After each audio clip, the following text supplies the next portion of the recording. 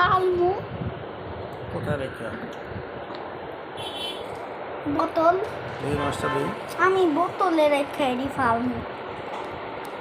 এটি বোতলে রেখে ভালো ফালা যায় কেন এটি অ্যাকোরিয়ামে ফাললে মইরা যায় অ্যাকোরিয়ামে ফাললে মইরা যায় কেন মজা দিল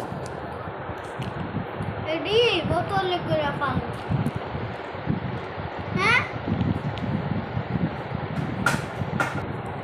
কি কি জানি একটা বোতলে করে একদিন ফালছিলাম বলছিলাম অনেক আগে কি ফালছিলাম মুরগি এর নিচে কত এটি